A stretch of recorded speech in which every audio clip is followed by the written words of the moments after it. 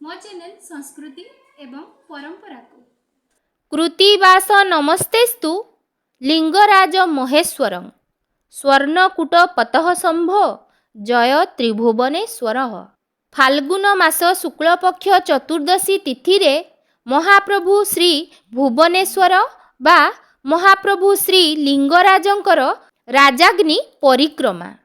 फगु चतुर्दशी नीति अनुजाई बड़ू साहिठारे राजदल व्यवहित चाचेरी पंथी भोगर आयोजन और बंदापना संपादन क्रमे पटुआर संगे महाप्रभु रथ चकड़ा बा महाखला निकट को विजे करिथांती। पालिया सेवायत मानंक द्वारा पूर्व मुख करी खटुली रखा जाई देव विग्रह मानंकु उपविष्ट करा जाए। एही महाखला महाप्रभुंक बड़ देउल पाचेरीर उत्तर पूर्व पटे रथ दांड को लागी रही थाए ओ एहार निकट छकरे कुड़िया भली काठ एवं छण गदा एकत्र रखा जाई थाए।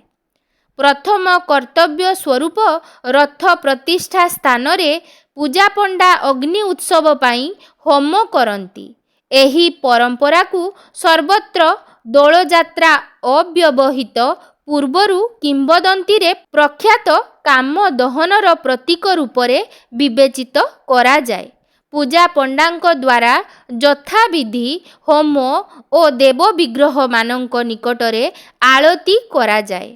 अवलीला क्रमे होमर कियदंश भागरु अग्नि आनी काठ प्रभृति कूढ़ होइथिबा स्थान रे अग्नि संजोग सह देवी गोपालिनींक प्रतिनिधि रूपा दुर्गा ओ देवी पार्वतींक संगरे विमानाधिरूढ़ महाप्रभु श्री भुवनेश्वर तथा पालिंकी मध्यरे उपविष्ट श्री वासुदेव उक्त राजकीय दल अनंतिम पर्वर उद्यापनी स्वरूप राजाग्निर 3 थर परिक्रमा करिथांती।